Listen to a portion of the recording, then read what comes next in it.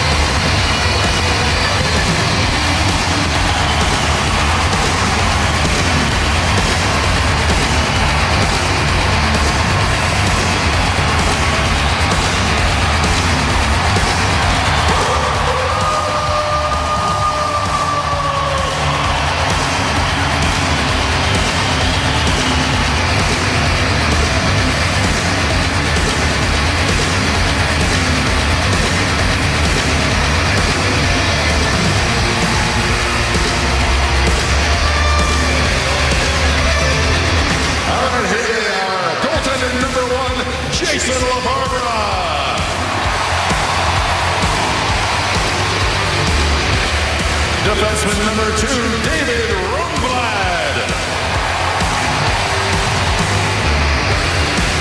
Defenseman number 4, Zbigniew Michalek.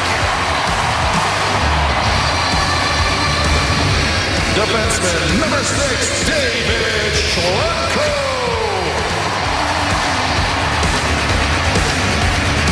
Forward number 8, Matthew Lombardi.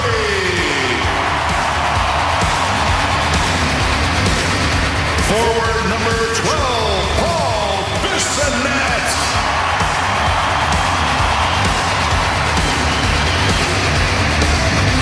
Forward number 15, Boyd Gordon.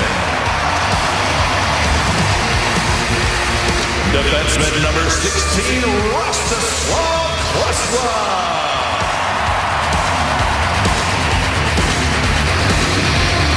Forward number 17, Radim Verbata.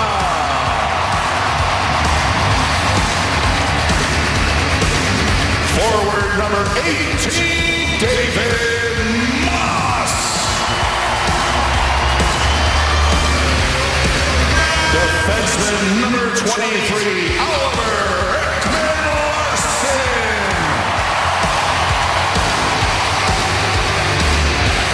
Forward number 24, Kyle Chipchura.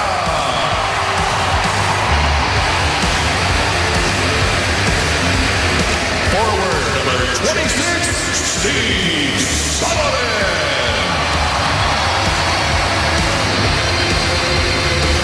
Forward number 28, Laurie Korpikoski.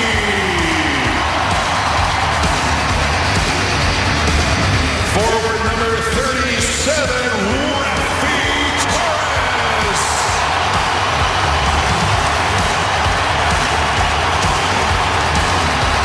Goaltender number 41, Mike Smith. Forward number 49, Alexander Bolduc. Forward number 50, Antoine Vermette. Defenseman number 53, Derek Morris. Forward number 89, Mikhail Bakker. And now for your Coyotes captains, assistant captain number 11, Martin Ansel.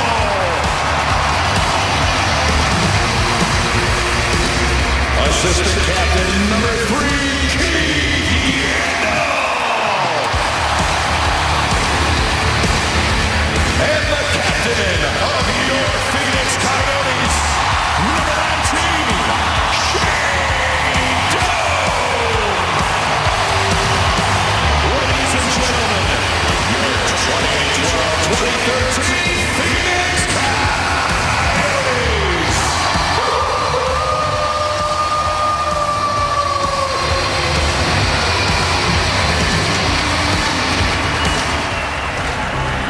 Whitney over the line to Doan. He'll take the shot. He scores! And it becomes a hat trick tonight. Behind the net, Bravada circles in front. He scores! Renee Bravada has done it again. February ends pretty much the way the entire month went for the Coyotes. 11-0-1. Oh, Stelbach. Absolutely incredible. It's time to get your line on Phoenix. The Coyotes are Pacific Division champions.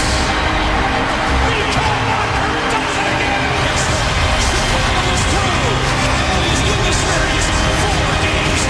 It is their first conference semifinal since moving to the desert. You couldn't have wrote it any better. Phoenix Coyotes, first time in their history, go to the conference final.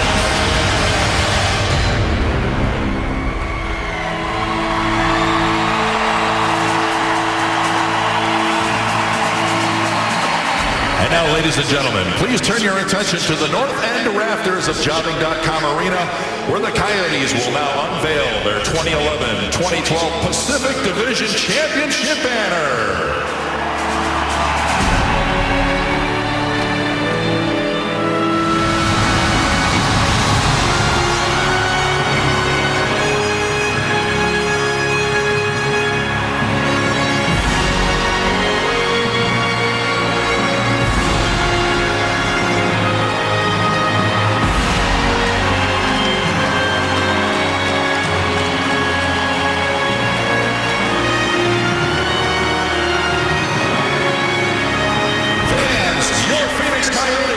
The 2011-2012 Pacific Division champions.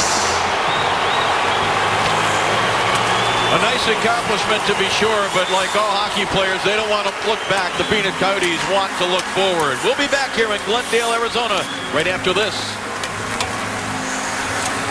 Network.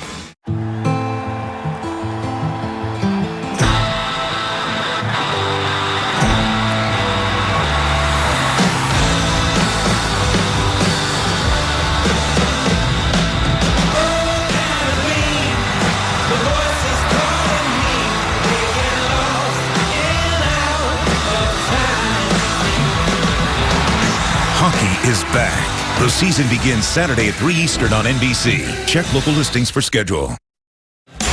Rivalries are created in the playoffs. The Blackhawks and Coyotes developed a pretty intense dislike for each other in their 6-game first-round series last spring that was won by the Coyotes. Their first meeting since then is next.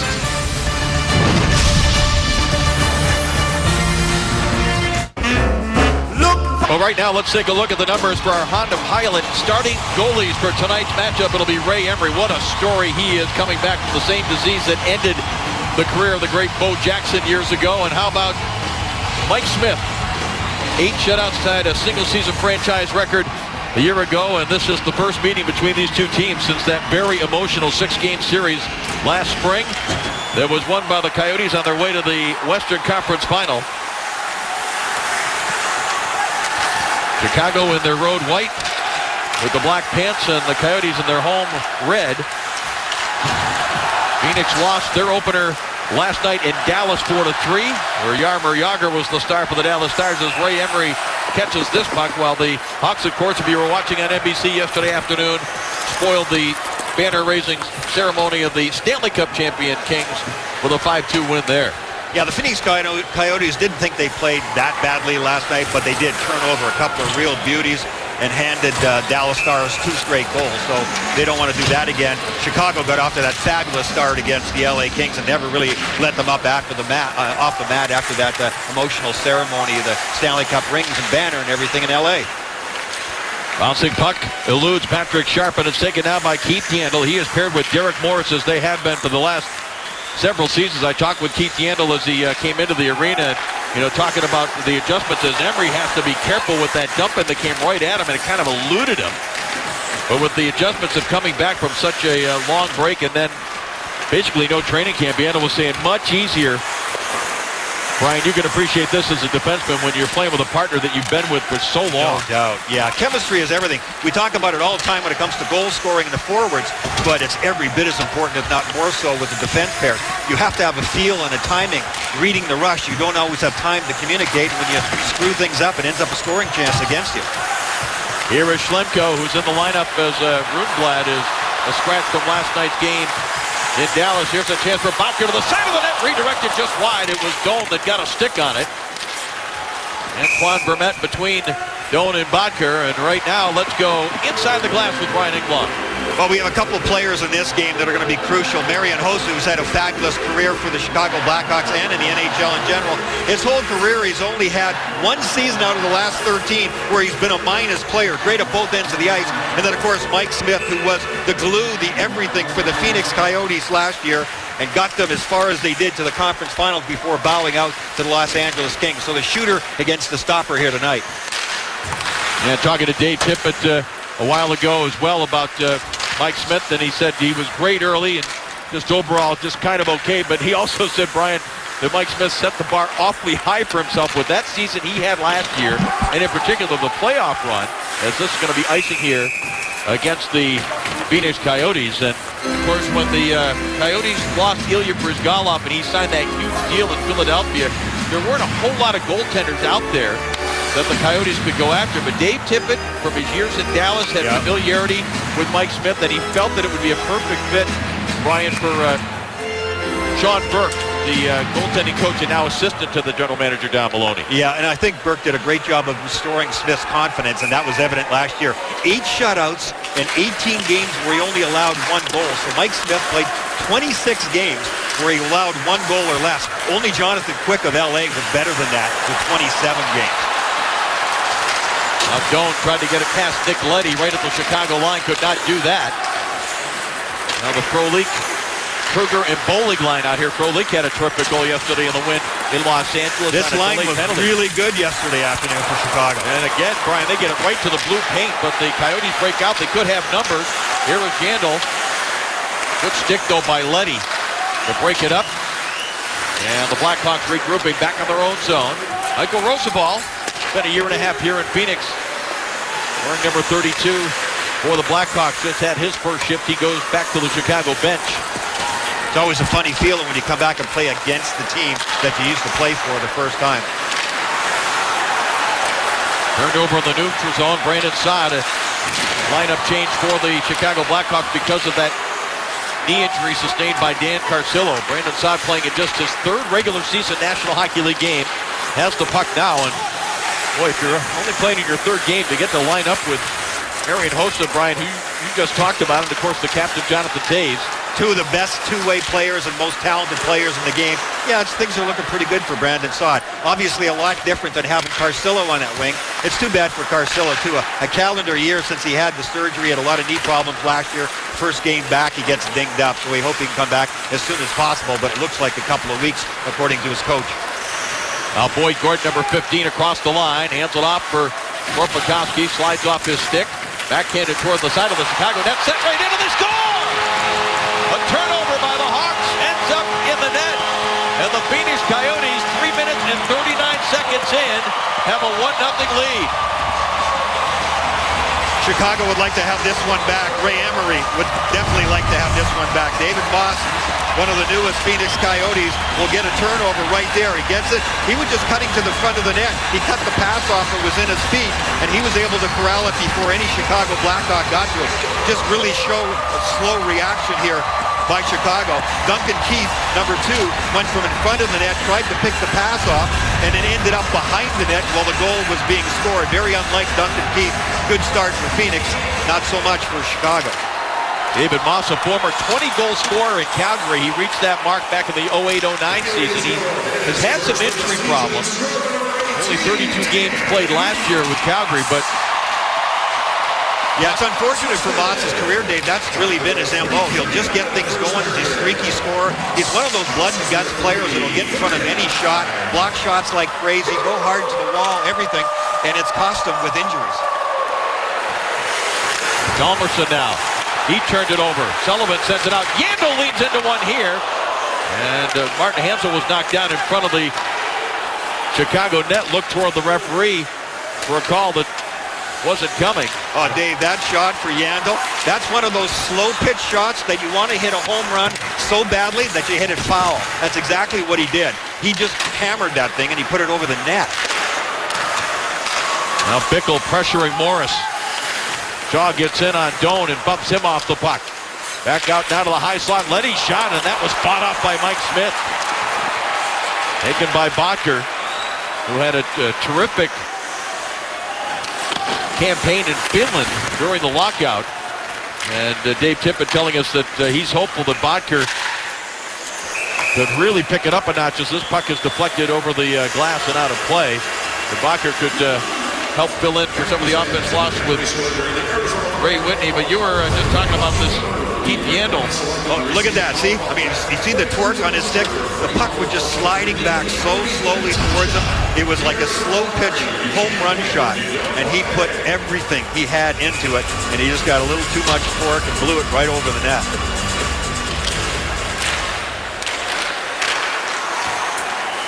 Now Seabrook for the Hawks will dump it back behind Smith.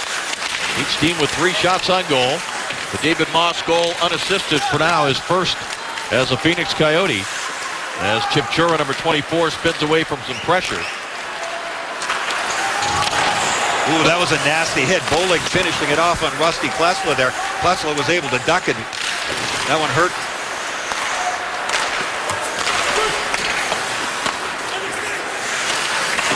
Now Mike Smith plays it around and bounces off a Blackhawk.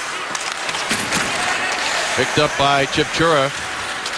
Right by the end of the Coyote bench where Ryan Engblom has to back up a little bit, make sure he doesn't get hit. Now Leddy on the attack gets this shot away that's deflected.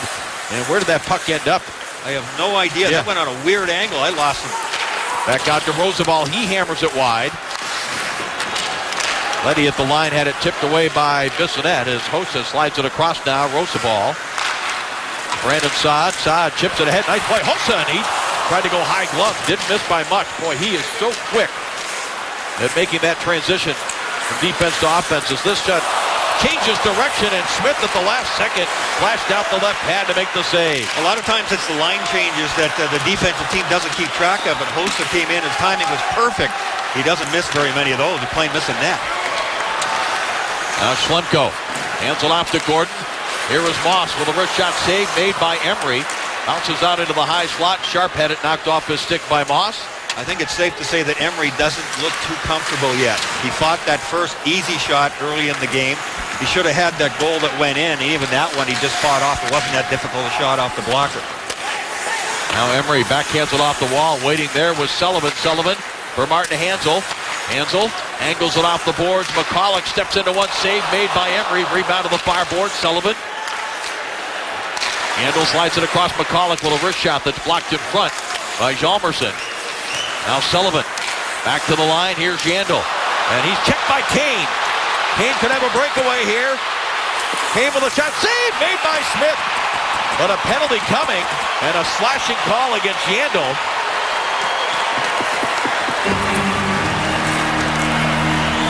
Great stop by Mike Smith, but we do have one goal in the game, and that came from David Moss. Leads it 1-0.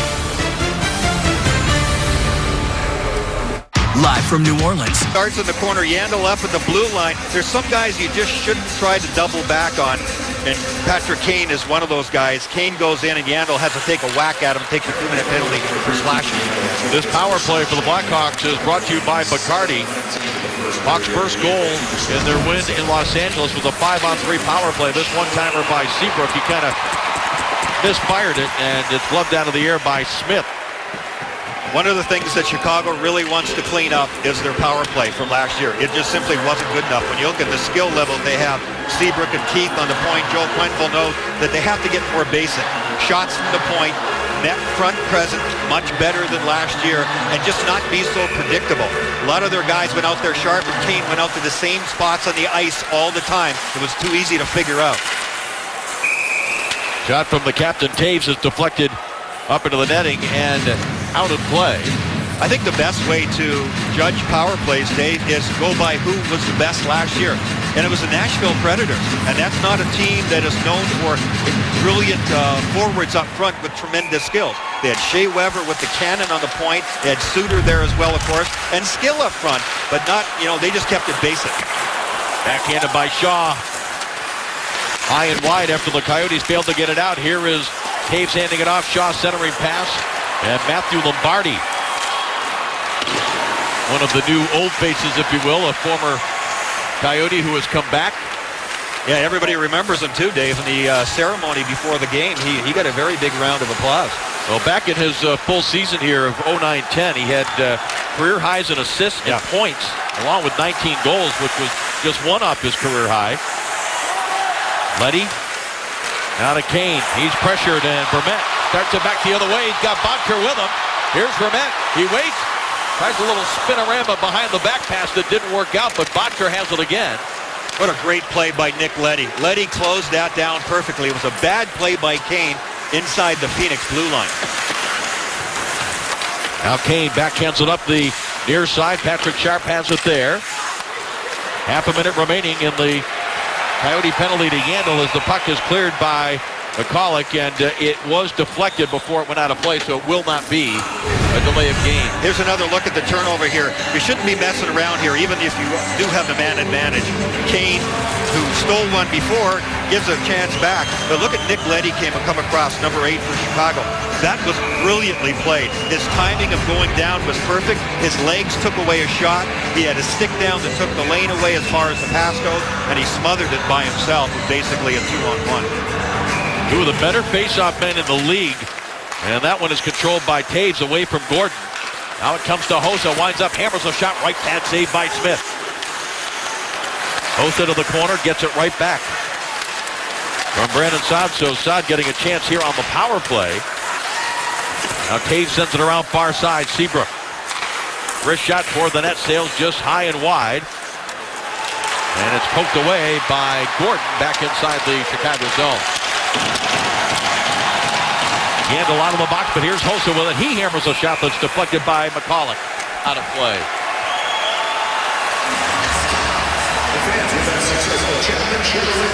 Every weekday morning, join sports personality Dan Patrick for first-class sports talk and more mischief than any show on the air. The Dan Patrick Show, weekdays from 9 to 12 Eastern, right here on the NBC Sports Network. That was a nice play on that last shift. The quick up from Seabrook right to Hossa caught Phoenix on a line change, almost cost Phoenix. Chalmerson shot got through, save, rebound Bolig. Yandel clears it around for the Coyotes, and Radim Bravada is there. Tied for the league lead last year, Bravada with 12 game-winning goals. He was tied with Steven Stamkos of the Tampa Bay Lightning in that department. Bravada was also terrific in shootouts, and those extra points, as we talked to all the coaches in the early part of this season, all of those extra points are going to be magnified in this shortened season. It'll be interesting to see what the chemistry is. He's playing with Hansel again, but Ray Whitney, of course, is gone, and Steve Sullivan is there in this place. Big hit in the corner. Bolig on Bravada. Draws a reaction from the crowd as we pass the halfway mark of this first period. Yandel gets to center ice, dumps it in on Emery. Hands it off now for Johnny Oduya. Oduya gets it back from Bolin and drives it deep into the Coyote zone. Smith lost track of the puck there. He's one of the better puck-handling goaltenders, but mishandled it there. And now as the puck comes back to the line, Leddy hammers one that's deflected up on the netting and out of play. Big hits are going to be a part of any meeting between these two teams. Coyotes coach Dave Tippett.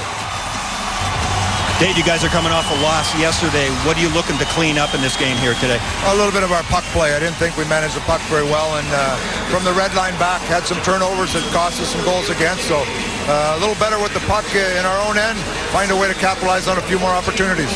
Back-to-back games here, first 2 games of the season. What do you think of the conditioning level of your team so far? I think it's pretty good. We're using everybody on the bench, so haven't seen any fatigue yet. Hopefully we can push that along tonight. We'll have a day off tomorrow. Thanks, Dave. Thank you. All right, of course, they played, the Coyotes did in Dallas last night with the hour time difference. They got back here a little after midnight as official out at center ice spotting something, and the way Shane Doan is reacting, I am guessing the penalty is against him, and there he goes into the box. Yeah, referee Fred Lecuyer didn't like what Shane Doan did. A little bit of a high stick here. There's a face-off, and it's just careless use of the stick. He reaches in. Those are the ones that get you all the time. So many times you see where a guy will get called for a hooking penalty or a high stick. He doesn't mean it, but the stick just gets up in the face. You make contact, you're gone every time. Chicago power play is brought to you by Las Vegas. Second power play already in the game. Here's Kane with some nifty stick handling. Sets it up for the goal. At the side of the net by Dave Bolland. What an effort by Patrick Kane, and Derek Morris, the defenseman, not happy with something that happened in front of the net. He's letting the referee know, but it's not going to make a difference. This is a goal for Bolland and the Hawks. This is just pure skill level from Patrick Kane. He's going to get the puck back here. Now watch him stick handle through a maze of players, hold on, and then just put the puck back to the short side. That is an easy slam dunk for Bolland. Bolland just had to time it and go to the open corner. There's nothing that Mike Smith, the goaltender, could do. Remember the last power play when Kane turned the puck over for an outnumbered attack by making a pass in a similar situation coming out of the corner. That time he just took it all on himself, got it over to Bolland, and Bolland got a free one there. Dave Bolland playing in between the two Patricks is going to get a few free ones this year, Dave. Exactly. Those two have got skill. Turnover here now as Stahlberg comes in, gets a shot away that is turned aside by Mike Smith. Seabrook has to retrieve in the neutral zone and drops it back down to Duncan Keith. And we were talking about Patrick Kane during the NBC telecast in Los Angeles as Smith turns it over again. And here is Stahlberg now out of the corner. Sends it back in. Smith fought it off with the left shoulder. And Patrick Kane coming off a 66-point campaign, the lowest of his 5-year career. His high was 88 in 09-10 when they won the Cup. Yeah, we talked about him last year, sometimes just sort of dancing around, but this year you can see that skill level, but there's an intensity level and a purpose to his skating in the first game and one period that was not evident at times last year. He seemed highly motivated this year. Now Chip Chura getting the puck in deep. It looks like that power play for the Hawks has given them some momentum as they have taken over now 5-on-5 as well. Yeah, it's unusual for Mike Smith to have so much trouble handling the puck behind the net, but he's been the guilty party 2 or 3 times already. Part of that is leading to sustained attack for Chicago at the Phoenix end. Here is Taves ahead for Saad. He almost was able to split the defense for the Coyotes. Able to negate that, and now a pass to the front of the net. Here's Ekman Larsson with a shot, and he fired it high and wide. Oliver Ekman Larsson, a terrific young defenseman with offensive skills and a mindset to read those kind of plays. And Dave, that hit by Hjalmarsson on Sullivan just outside the blue line was gigantic, and Sullivan is hurt, came right to the bench. He is being attended to by Jason Service, the head athletic trainer for the Coyotes. Has just played just onside, but it's the Hawks that are able to get to it. Bolland from Kane and Leddy on the power play at 10:57.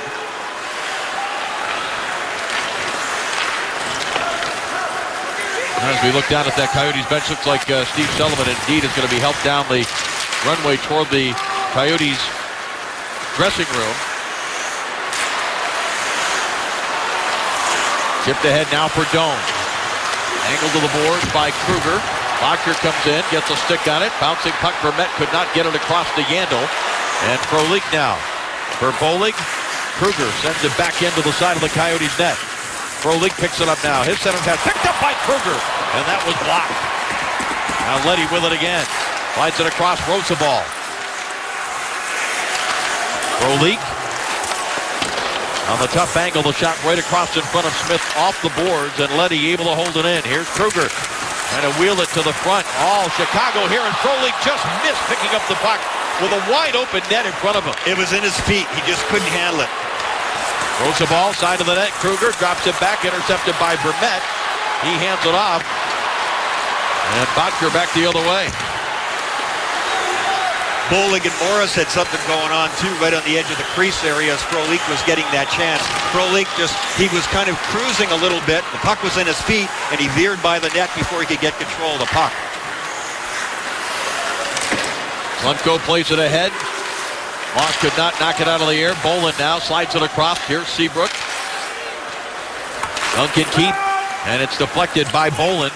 Smith out to handle it, and he gets it off the glass and around the boards. And it's chopped out to center ice, but there is Seabrook to wheel it right back into the Coyote zone as we hit 5 minutes straight up remaining here in this first period. Martin Hansel, right wing side, gets it back to Bravada. Hansel waits, tries to dump it out in front, and the Hawks come up with it. Dangerous rush there for this line for the Phoenix Coyotes.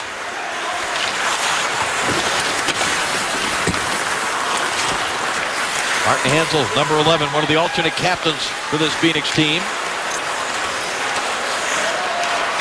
Gets it across the red line, then Keith gets a stick on it. Bravada able to backhand it into the Chicago zone. And Hjalmarsson gets it right back out the other way. Blocked by Ekman-Larsson, and then Stahlberg took a hit. Phoenix McCulloch. That pass was behind the intended target, Vermette. Stahlberg broken up momentarily by Ekman-Larsson. Stahlberg again. Ekman-Larsson had it taken away by Shaw. Coyotes get it back, and Shane Doan. Out here now with Bottcher and Vermette. Good pace, good tempo in this first period. I haven't seen a drop off at all. Both teams having played yesterday. Pretty good shape. Oduya slides it across. Here comes Hossa, top of the circle, lets it go, deflected off the end boards behind Mike Smith. Now backhanded out of harm's way by Vermette. Here's Doan. Hands it off to Mikkel Bottcher. Bottcher going wide on Roosevelt. Roosevelt plays him well. And Oduya now for the Hawks. Snaps it ahead for Taves. Drops it off for Hossa. Derek Morris trying to keep him to the outside. Morris had 7 hits to lead the Coyotes in that department in the loss at Dallas last night. Came into camp almost 20 pounds lighter than he's been, trying to work on his quickness. That's smart. That's the way the game is played now, and as he gets up in age just a little bit, dropping that weight makes a big difference. Picking up an extra step means a lot more than hitting the guy with 5 or 10 extra pounds.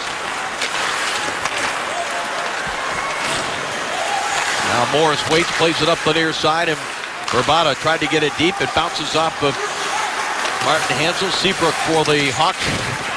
For Duncan Keith, speaking of guys that are familiar with each other and played together a long time, Keith and Seabrook. Now it skips away from Klesla. And it rolls all the way back in deep behind Mike Smith. We got just over 2 minutes and 20 seconds remaining in this first period. It's almost like we're playing running time, Brian. I know. You got to lie down for a minute straight? Incredible. Back the other way now, Vermette. Up in the air, he got a glove on it. Keith is disrupted by Bottcher. It comes to Doan with a shot. It's in the glove of Ray Emery, and that'll give us a whistle. Moss has scored for the Coyotes. Bolin has scored for the Blackhawks. And 1-1 is our score.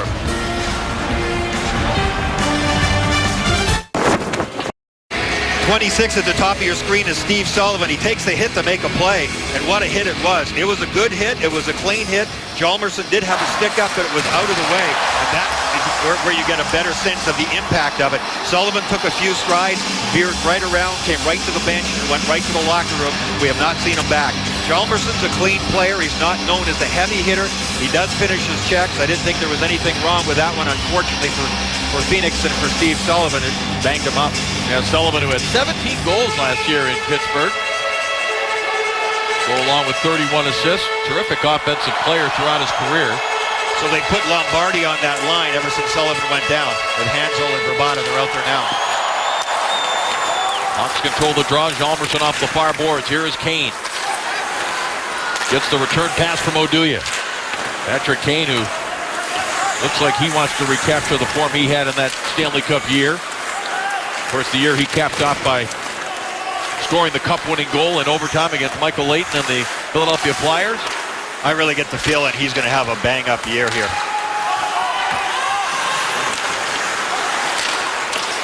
Now Bravada takes the hit. Martin Hansel there. He backhands it out to center ice. Here's Lombardi. Across the line. Tries a little pass to himself around Hjalmarsson, but good help from Oduya there for the Blackhawks. Shots are 10-8 Chicago. 1-1 is our score. Moss for the Coyotes and Bolin on the power play. For the Hawks, here's McCulloch with a shot to the front, blocked by Hjalmarsson. Too bad McCulloch just didn't realize that Hansel was wide open in the slot just over his left shoulder. He tried to force it through to the front of the net. Hansel would have had a terrific chance. Seabrook picks it up, and this is going to be an icing call. Well, make sure you watch live out-of-market games with NHL Game Center Live. One subscription lets you watch on your smartphone, tablet, and connected devices. Visit NHL.com/Game Center Live today.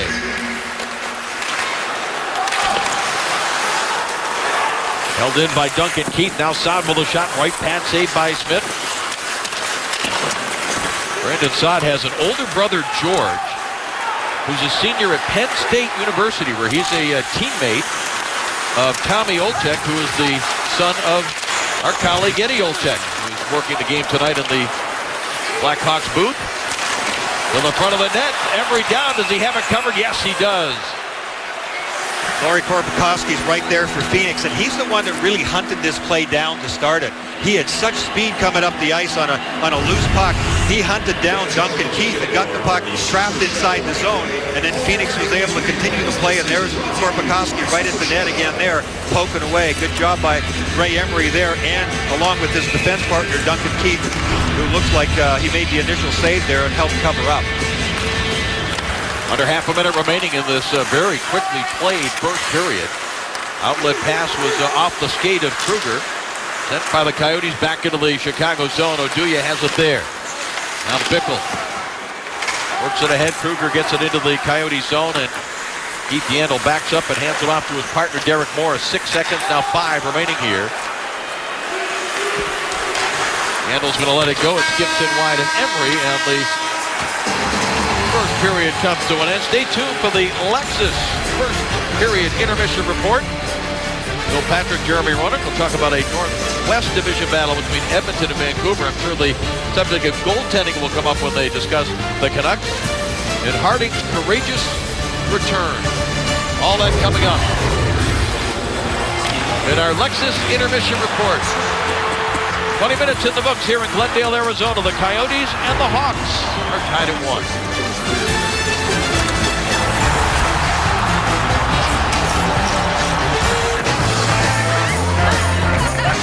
Well, that's a good sight for Steve Sullivan, and if you're a Coyotes fan, that he is back on the bench after taking that clean but hard hit from Nicholas Hjalmarsson of the Chicago Blackhawks, and ended up going down to the dressing room, didn't return for the rest of the period.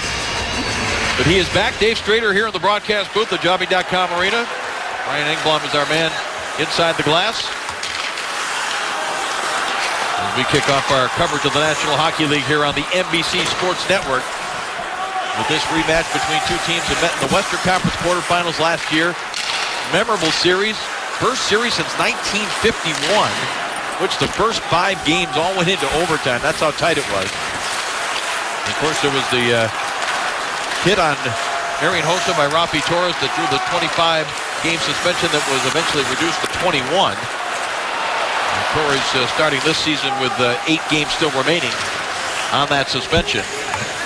It was interesting in the pregame ceremonies that other than Shane Doan, the guy who got the next biggest applause was Rafi Torres. Yeah. Oduya now plays it back around on the near side of the Hawk zone. Hansel gets a stick out of Bravada, lost his footing, but then gets back to battle Patrick Kane for the puck. Now Bolin backhands it to Sharp. Sharp was checked by Morris, who has the puck down, hands it off to Yandel. Morris really does look quick and sharp. We talked about the weight loss that he came into camp with, Dave. He's reading the play very well, moved across on Sharp that time, very alert, knew Sharp was coming from the opposite side, and just took the puck off him. Yandel's pass was blocked by Bolin. Derek Morris with it again. Snaps it ahead to Hansel, who backhands it into the Chicago zone to hit a Blackhawk player.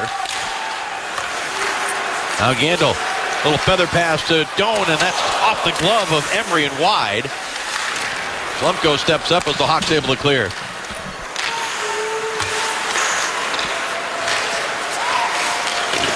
Hjalmarsson angles it off the boards, and Klesla puts it into the glove of Emery. He drops it down.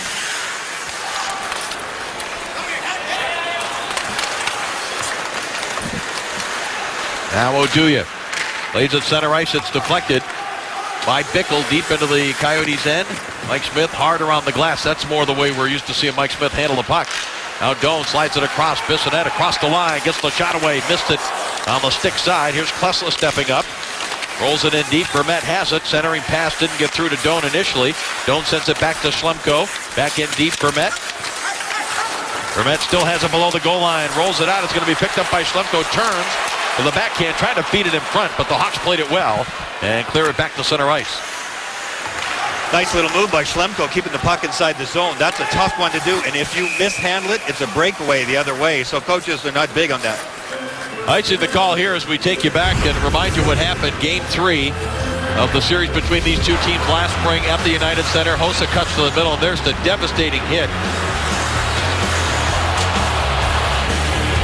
Rafi Torres came a little late, became certainly high, and it cost him 25 games initially. The NHL cut it back to 21 games. He will have 6 more games of suspension to spend after tonight's game. There is an undercurrent here about that, but not a lot. I don't feel it in the air because Rafi is not out on the ice for Phoenix. That'll happen later in the season. Frolik hammers one here that's deflected off the glass and wide. And now Bissonnette with it. Tried to slide it through Frolik. Second effort, he did get it ahead to Chip Chura, who dumps it into the Chicago zone. And now out at center ice. Bowling has had a couple of big hits tonight. And Bissonnette squaring off. Bissonnette didn't play in the game last night. He came into this one because they know these two teams can go at it. Bowling doesn't shy away from anybody. Bissonnette gets rid of the elbow pad, which is what opposing fighters like to hang on to. Bissonnette lands a pretty good overhand right. And Bowling is throwing left-handed. Yes, he got he a couple in on Bissonnette. I don't know if he was ready for that or not, but if he was, it didn't show. No, they're not done yet. They are not done. Now Bowling trying to switch to the right. Boy, a good scrap between these two that draws a response that you would expect from both benches and from the crowd.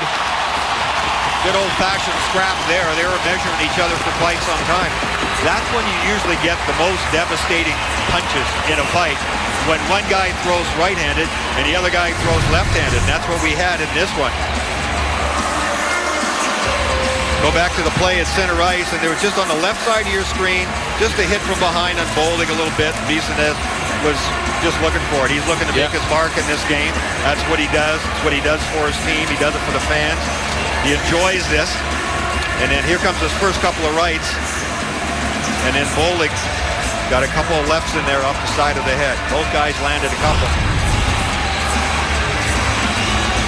It clears the air. Yeah, well, as Doc Emmerich said a couple times on the NBC show between Buffalo and Philadelphia, the singers sing and the dancers dance. And that time the dancers danced, didn't they? Yep.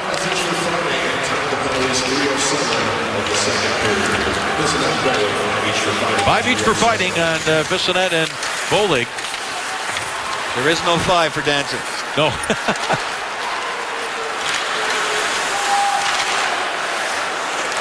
Now Rosabal enters the zone, but Korpikoski turns it back the other way. Just unable to get to it was David Moss. Now Moss has it. He has the lone goal for the Coyotes. David Bolin on the power play has the Chicago goal. Here is Saad. Sends it to the far side. Cave centering attempt blocked by Ekman Larsson, and Martin Hansel sends it ahead. Sullivan pushes it into the Chicago zone. Emery comes out to play it. Taken away. Centering pass for Hansel would have been a slam dunk. Great stick by Hjalmarsson. Prevented the puck from getting to him. Well, that's one of those things. It's a feel thing. Emery hasn't played much. This is his first game of the season. He fielded on his forehand and backhanded it into the side of the net. So Emery actually did it to himself. Giveaway here by the Coyotes. Here is Kane with it. Sets it up. Sharp with a shot. Save made by Smith. And Bolin drops it back now for Kane. Kane goes back to the high slot. Now he'll put it to the corner. Boland is there. Morris watching him. Patrick Sharp picks it up now for Chicago. Sharp finds Kane. Kane waits patiently with it. Sends it across. Nearly got it through cleanly to Oduya, who has it on the far boards. Now Derek Morris steps up, pushes it ahead. It's blocked. Recovered here by the Hawks. Sharp gets it in deep. Knocked away. Sharp trying to recover. Couldn't get control of it while he was in scoring position, but stays on it. Great shift here by this line. Oh, it shows you what they can do, especially Sharp and Kane. They can dangle with the puck. Centering pass just missed Sharp, and it leads to this opportunity perhaps for Sullivan. No, it goes by the boards as he lost the puck. Well, he was at the end of a shift, and he didn't have much in the tank. They spent so much time in their own zone. It was a line change for Chicago that briefly they were in trouble, but Johnny Oduya's got good wheels. He got back. Dahlberg sends one in wide of Smith. Picked up by Duncan Keith. He fires it back wide the other side. And now here's Bodker with it.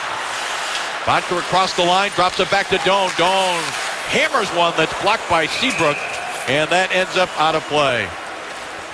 Let's go inside the glass with Brian Engblom. Well, let's go back and look at the first period. The guy who was the most dynamic player on the ice was Patrick Kane. Patrick Kane created a couple of really good scoring chances and really handled the puck extremely well. The first one, he stole the puck inside his own blue line right here on Yandel, and nobody's going to catch him when he has that kind of speed.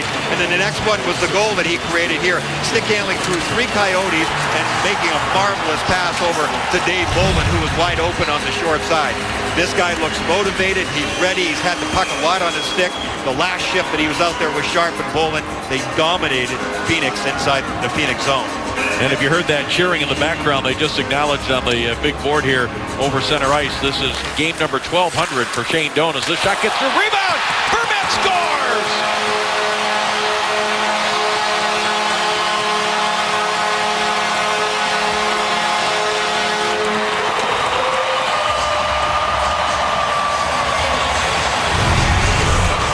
Phoenix Coyotes really sting them here right off the faceoff. Antoine Vermette wins the faceoff, and then he spins around and goes to the net. Ray Emery does not handle the puck very well, and nobody handles Antoine Vermette.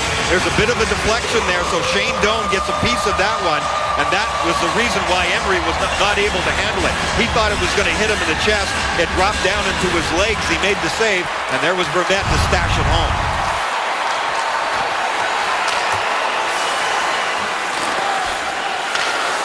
Antoine Vermette with his first goal of the season. Vermette, who was a late season acquisition last year from the Columbus Blue Jackets. Antoine Vermette was terrific in the playoffs last year against Chicago. He and Yandel had 5 points against the Blackhawks in that series. Backhand shot was stopped there with the left pad of Mike Smith.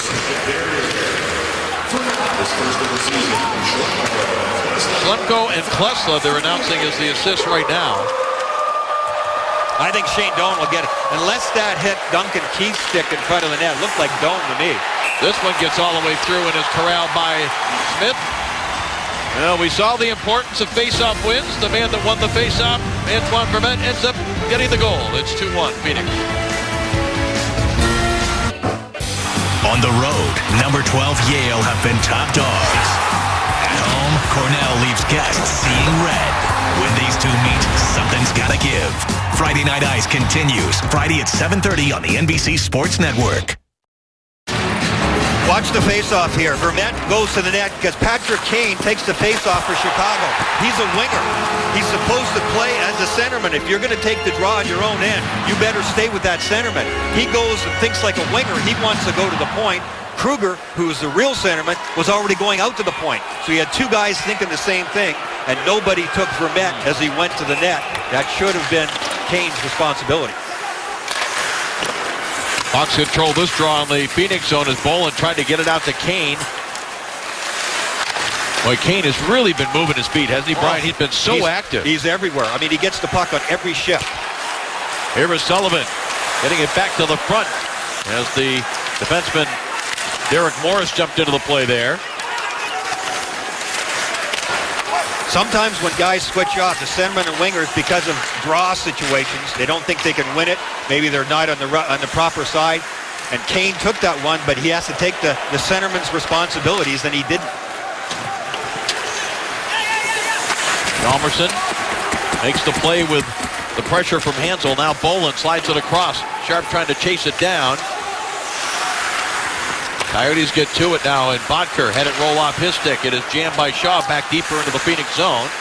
Ekman-Larsson picks it up. I've been talking with Dave Tippett about Ekman-Larsson, who led the Coyotes in ice time last night. And he said that's a pretty good chance that he's going to lead us in ice time most nights, as this is an offside play. Now, some of the upcoming games on the NBC Sports Network tomorrow: Detroit and Columbus at 7:30. Ryan and I will be at Prudential Center in Newark for the Devils and the Flyers on Tuesday night at 7:30 Eastern, and then Rivalry Wednesday. How about this? Boston and the Rangers, 7:30 Eastern. And Shane Doan, we mentioned his 1200th game just as they were acknowledging him here in the arena. He was part of that faceoff, and indeed he touched that puck. So it's going to be Doan and Schlemko on the assist. Yeah, if he hadn't touched it, I think Emery would have been able to handle the puck more cleanly, and there wouldn't have been a rebound on that goal. Good for Shane Doan. One of the great things, and there are many great things, he is a tremendous leader here in the community, of course on the ice as well. New contract and well-deserved too. He wanted to see what was happening with the franchise, which seems to be straightened out, although it's not finalized yet.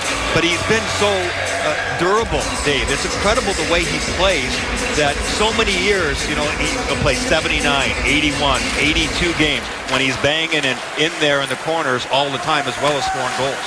Now, remember how big his loss was in that playoff series against Detroit a couple of years ago, when he was crashing the net and jumped over Jimmy Howard to avoid a big collision with the goaltender, and went into the boards and separated his shoulder and could not play in Game 7 here in this building in that series. But he's been remarkably consistent throughout his career. One of just 8 active players, Brian, that has had 9 or more consecutive seasons of 50 points. And here is a chance for Lombardi breaking in. It was deflected. Emery, does he have it covered? Yes, he did, and he wasn't happy about the fact that there was contact made with his glove after he had the puck controlled. And now a pile of players, as you can see, behind the net. Whenever you get a jam up in the goaltending crease area, both teams are really going to go at it. Brent Seabrook did not make a very good play along the wall. He tried to jam it up the boards, and I believe it was Lombardi who was able to block it. Well, then Seabrook ends up facing the wrong way. Lombardi is able to barge through with the puck, and it's a rolling puck. See how it hits Lombardi? Now Seabrook's done for. He's chasing the play. Really nice spin around move there by Lombardi, because Duncan Keith had come across and slid. That's the second good sliding play, and then here's the ensuing action afterward. That's the second time we've seen a Chicago defenseman time that perfectly. It was well done by Lombardi to hang on to the puck and spin around and try to make a play out of it, because Duncan Keith had completely smothered that play by the timing of his slide. Nick Leddy had done it in the first period. Good stuff here from the Chicago defense and from Lombardi. And then Seabrook is able to come back and help his goaltender out at the last second. And Ray Emery, who is no stranger to dropping the gloves, he doesn't mind a good scrap once in a while. If any goaltender is going to scrap in the NHL, it'll be Ray Emery. Yep. Nickname is Sugar Ray. And it was Kyle Chipchura that was jabbing away. And, of course, he's waiting, playing until the whistle blows. Now Roosevelt plays it around on the far side, held in by Ekman-Larsson. We were talking about him a moment ago, as this shot here is deflected by Smith high off the glass. And Dave Tippett mentioning he went down to see the American Hockey League affiliate of this Phoenix Coyotes team. That's the team in Portland of the American Hockey League, and said Ekman-Larsson just played terrific, as did the youngster Rundblad, who played last night in Dallas, had a bit of a rough night, was a -2, replaced in the lineup tonight by David Schlemko. They have a very deep defense. Young, mobile, some really good skill mixed with experience. I really like the combination that Phoenix can go to, any 6 guys that they have. Ekman-Larsson sends this puck around the boards, far side. They still have guys like Stone and Sumner in the American League as well, too. Right. They played for them even in the playoffs last year. Off the stick of Kane, but Hustling back was Yandel to make a play on it. Got it back to center ice. The Hawks have it again as Oduya sends it to Bolin. Bolin's got Sharp cutting to net. Sharp with a shot. He scores! Patrick Sharp off a terrific feed. Beats Mike Smith. And there's a few Chicago fans in this sold-out-jobbing.com arena. You can hear a little bit of a roar there as Sharp has tied the game at 2. What a terrific play by Dave Bolin. This is why he deserves to be moved up on the second line. That's Bolin with the puck. Look at him feed that through to Patrick Sharp. Yandel has to play it like a 2-on-1. There's not much Yandel can do. He tries to get it. Bolin puts it in a perfect place. Sharp's timing is great. Morris has to come from the far side to try and defend Sharp. He puts pressure on him, but he just can't get there in time. And then the sweet hands of Patrick Sharp get them on the board and tie this up. What a shot by Patrick Sharp. Sharp, a 6-time 20-goal scorer, including 3 seasons of better than 30 goals. Yeah, Patrick Sharp, their #1 goal scorer last year and the best plus-minus player on the Hawks. Bolin's shot there was blocked by Klesla around the boards, and it's chipped past Oduya. Jalmerson was over there quickly to help out.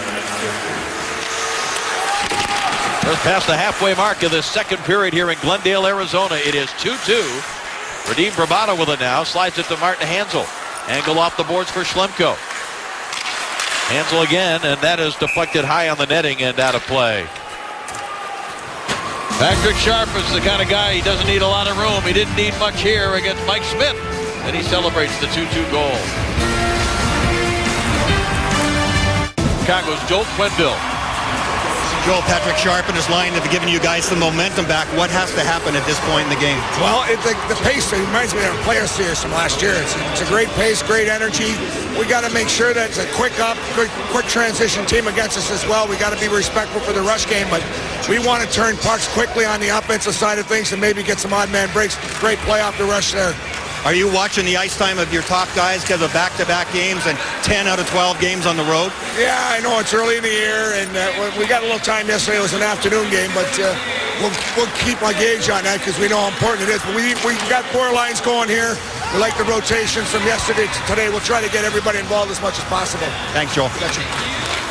Well, one of the things that makes this an interesting rivalry that's developing between Chicago and Phoenix is the fact the 2 head coaches are such good friends. Dave Tippett and Joel Quenneville. They were teammates for 6 full seasons with the Hartford Whalers. As Taves with a drop pass, and this is blocked up into the netting and out of play. And so far, Dave Tippett has had the upper hand against his buddy Joel Quenneville since Tippett took over as the head coach in Phoenix. He is 8-3-1. The Coyotes are against Quenneville's Chicago Blackhawks. It really does add a really interesting flavor, Dave, that's for sure. Last year I felt it, the years before, regular season games, but especially the playoffs, obviously. They are very good friends and have great respect for each other as coaches. A turnover. Here's Moss with a chance, and Emery able to corral that. Well, loose pucks in the neutral zone. Forwards always have the advantage. When defensemen are trying to get a handle on it, sometimes you just can't. Loose pucks cause a problem. And right here, here's a good example. It turns into a good scoring chance or a good shot on net there for Phoenix. They get it away. David Moss, who's been strong in this game for Phoenix. 2-2 is our score with 8.5 remaining in the second period. Moss for Phoenix, Bolin for the Hawks in the first period. Vermette for Phoenix, Sharp for the Hawks here in the second.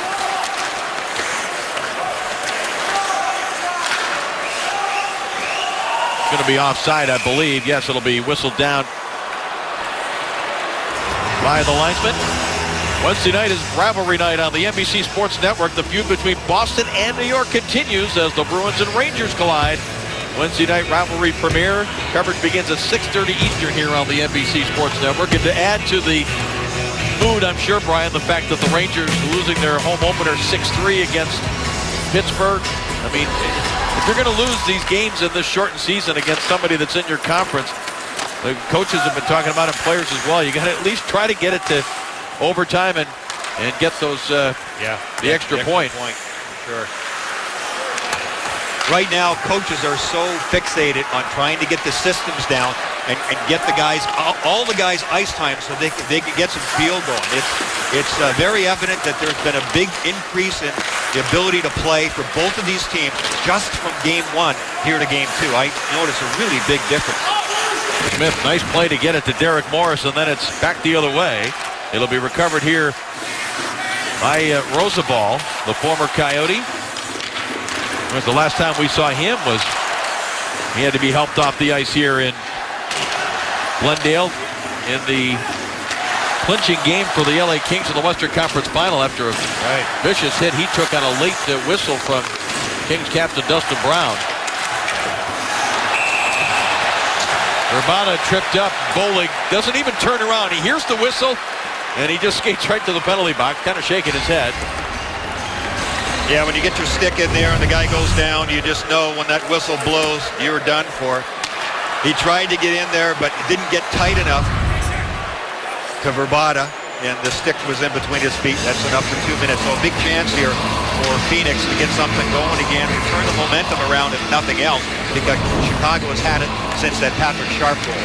Power play is brought to you by Las Vegas. First power play opportunity for the Coyotes, who scored a pair in the loss in Dallas last night. They win the faceoff here. Set up for the long drive by Ekman Larsson. Didn't get very far. It was blocked down in the high slot by Frolik. Those are the dangerous blocks. As a defenseman, yeah, you want to get everything you can on those one-timers, but it is your responsibility to at least get it past that first wave, and you can't have those forwards blocking those shots. It's dangerous. Paid for the turnover, sets it up for Hossa trying to break in. Ekman Larsson keeps him to the outside, but Hossa says, I'll just send it back to center ice. We'll kill some more time. And Oduya hammers it back down behind Mike Smith. There is Jandl. Kicks it up to his stick, slides it across, but there was too much space there. And now it's whistled down for a hand pass in the neutral zone by the Coyotes. Chicago doing a nice job there of jamming up the Phoenix Coyotes on their power play. There's turnovers here have been a problem for both teams, but especially for Phoenix in this game. Inside their own zone, bad passes, good positioning by Chicago, all of those things, and then turning it around and forcing Phoenix to be in scramble mode. Right now, Phoenix needs to be moving that puck and get some momentum going here on their power play. Vodker with some speed, able to enter the zone. It's knocked away, but picked up by Doan. Sends it across Vermette. Straight away for Schlemko. Schlemko waits, goes back to Vermette. Schlemko, the one-timer save made Emery, and he covers up. I like it when forwards loop up and then move back into the zone like Vermette did. Vermette will come up the wall towards his defenseman, get a pass back. There, see him looping on the far side. I think that opens up an awful lot of things there, because you have to keep an eye on a forward who's on the move there, who is maybe almost a little bit out of position at the time, but he has momentum and he's going towards the net. I just think it opens up a lot of stuff. It's good. We're at Jobbing.com Arena here in Glendale, Arizona on the NBC Sports Network, kicking off our coverage of this 2013 National Hockey League season. A rematch of a first-round playoff series last year between the Chicago Blackhawks and Phoenix Coyotes. Half a minute remaining in the Chicago penalty to Bolig. Now Bodker pokes it along. Vermette. And it taken away. Hjalmarsson angles it off the board. Schlemko kicks it to Doan. Now Doan. Bodker back to Schlemko. The one-timer was blocked. Schlemko, did he hold it in? No, he did not. He snuck outside the line and was brought back in. Chicago in the shooting lanes again extremely well. Those pucks from the point on the one-timers are not even getting through that first layer most of the time. There's a leg stuck, doesn't leave a mark, even when it hits you square on in the shin pad. You can see, had it got through to the net, Ray Emery had some company in front, but Chicago's done a really nice job of blocking shots. Now, we've talked about the Chicago power play. Their penalty killing also was in the bottom 5 in the National Hockey League. And yes, that's an area that's got to be better. Here is Moss, and had his stick disrupted there as he tried to get the shot away. Hossa is so smart. Hossa was beaten on the play, but when he saw the slap shot, he knew right where to put his stick. So when the shot came down from Klesla, or from Moss, there was no power on it. Hossa just taking care of that. And might be a penalty coming here on Hossa as the stick of Ekman Larsson was taken away. And Phoenix going back on the power play when we come back.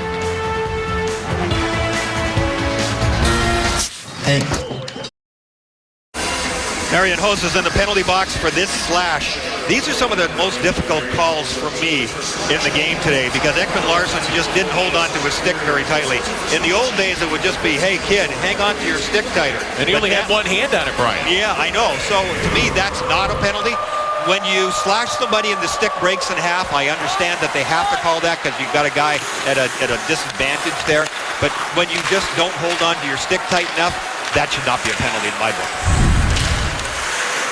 Verbata got it to the line, but not across the line, and so that is going to be offside as this power play is brought to you by Craftsman. Stevie Sullivan says, I know exactly what I'm doing. This isn't my first day on the ranch here, and no, I was onside, but referees and linesmen aren't buying it here. And Phoenix really does have to get something going here because when you get back-to-back opportunities on the power play in a tight game like this, the momentum is as important as a goal almost.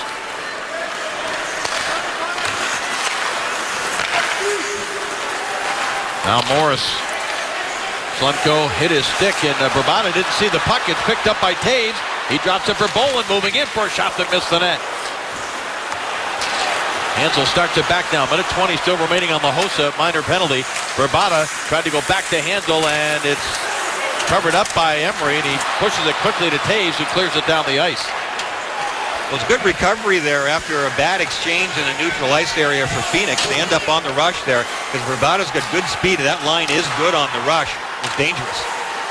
Now Bottker across the line, hands it to Vermette. Vermette battling against Kruger.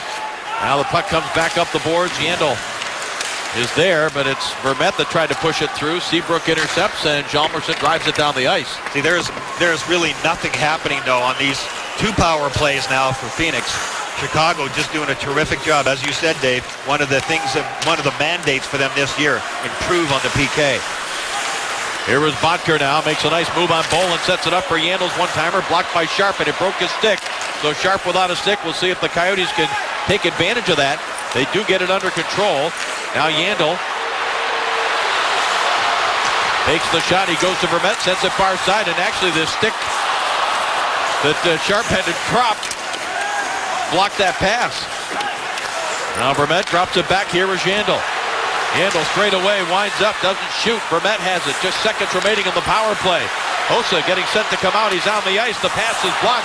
And Hossa can have a breakaway here. He's got it from the blue line in against Smith. Save made by Smith. He went for the poke check and missed it, but still able to make the save. Now Dome with a shot. He got that through, and Emery the stop. He didn't control the rebound, but the Hawks get to it first. Now Kane for Hossa. Hossa drops it back. Here's Rosabal. Goes back to Hossa. Turns to the forehand. He scores! Stopped on the breakaway, but comes right back and beats Mike Smith, and it is a 3-2 Chicago lead. What a sequence there, because the power play of Phoenix was really getting dangerous there with Patrick Sharp with no stick. And then Hossa comes out of the box on the breakaway, and he doesn't have enough speed. But on the attack here, Chicago Blackhawks, there's Hossa, and he gives it over to Roosevelt, gets it back on a beautiful pass. And look at the sweet hands of Marian Hossa there. Roosevelt with a really nice heads-up play. And from the backhand to forehand for Hossa, it is heads up all the way, and he picks an area behind Mike Smith. That's a big goal for Chicago. Too bad you can't get a goal and an assist on the same play, because it was a nice play by Hossa. They get it over to Roosevelt, and then he jumped right back into the hole as Emery stops this shot.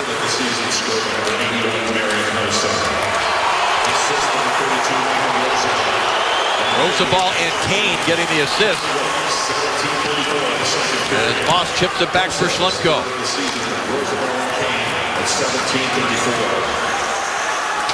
Moss plays it ahead. Shaw got there, but Korpikoski steps into it. Boy, Ekman Larsson was coming in, and he was open, but the puck didn't get all the way through. And now Bickle out at center ice. Trying to get away from McCulloch, sends it across. Dahlberg with a chance, he scores! Victor Stahlberg and the Hawks with back-to-back goals have taken a 4-2 lead. Well, Phoenix is really stunned right now because Chicago just turns up the pace. Over on the near side wall, it's just not a good enough job of defending, and Stallberg comes late on the play, and Mike Smith just mishandled this. I don't think that went off his stick. It was a weird knuckling shot, but look at the glove hand of Mike Smith. He just doesn't look comfortable. After McCulloch had gone over and not done a very good job on the wall, the pass comes across, and Stallberg is in the perfect place there. So a couple of mistakes there for Phoenix, and huge momentum swing now. 2-goal bulge for Chicago. A couple of goals in the span of 50 seconds, and actually 3 unanswered Chicago goals against Dave Tippett's squad. Sometimes those shots, Dave, especially from a prime scoring area where Stallberg shot from, they're not coming as quickly as Mike Smith probably wanted them to. It kind of knuckled on him. It was on edge a little bit. It didn't have as much steam on it, and Smith just misfired on it. Rabada gets it in deep, so Chicago's on the road, killing a penalty in a 2-2 game. And as you mentioned, Brian, late in that power play, Phoenix was getting dangerous, and the next thing you know, they've killed off the penalty and scored 2 goals. Yeah, exactly. Well, momentum swings in a tight game. You have to control them. Chicago's been very impressive again here in this game. They were impressive yesterday afternoon in Los Angeles, got them down early on the scoreboard and never let them back up. And in this game that's whipsawed back and forth and have been at a very high tempo. The skill level has been much better. A lot fewer mistakes defensively. Responsibilities are starting to sink in for both teams, but Chicago with the definite edge here in big plays. Stretch pass attempted there for Sharp was deflected and recovered by the Coyotes deep in their own zone with less than a minute remaining here in this second period. Blumko for Vermette. Trying to split the 2 Chicago players, but Patrick Kane took it away. Kane's had another strong game here tonight. Hossa as well. Now Seabrook. Back to the far corner. It's picked up by Bolin. Patrick Sharp now. Good patience with the puck. Hands it off to Kane. Back to Bolin. Back to Sharp. Fakes the shot. Tries to feather it through. Bounces in wide of Mike Smith. And now Bottker starts it back the other way. The Coyotes could have numbers here. Here's Vermette. Slides it across for Bottker. Good read by Keith. He got a stick on it. Oh, did he ever hustle back? As Duncan Keith was the guy caught up in the play. That was almost a 3-on-1 for a minute. He got back and broke it up. Lob back into the Coyote zone as the final seconds tick off the clock. And a rather stunned Jobbing.com arena crowd as the Blackhawks scored 3 unanswered to take a 4-2 lead. Stay with us. The Discover Card second intermission report. Bill Patrick and Jeremy Roenick. We'll talk about Harding playing the hero and the Vancouver goaltending carousel. Discover Card second intermission report is coming up next at the end of 2 periods here in Glendale. The Hawks with a 4-2 lead over the Coyotes.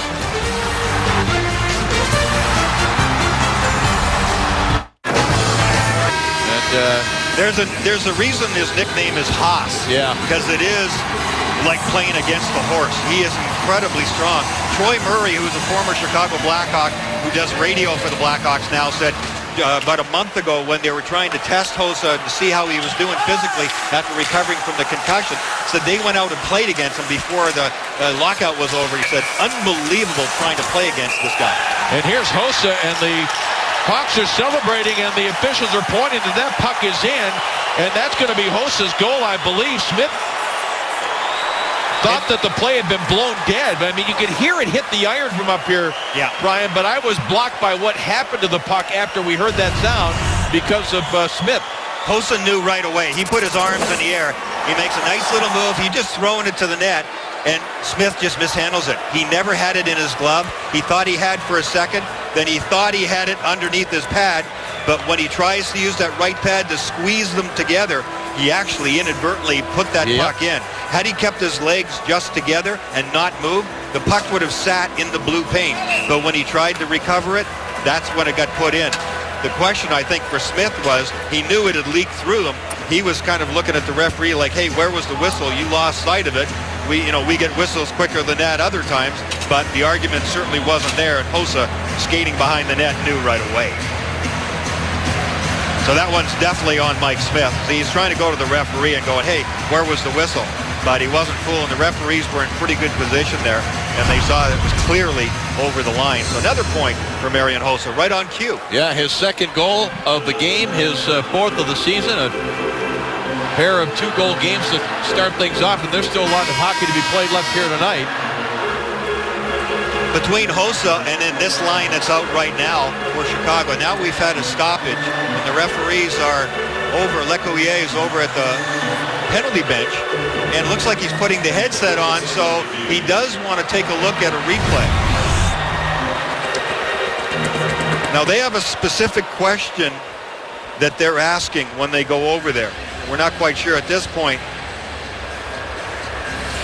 You can see that the referee comes right behind right away and points into the net. Yep, it is definitely over the line. Yeah, and of course, whether or not it came before or after the whistle's not reviewable, but you could certainly hear.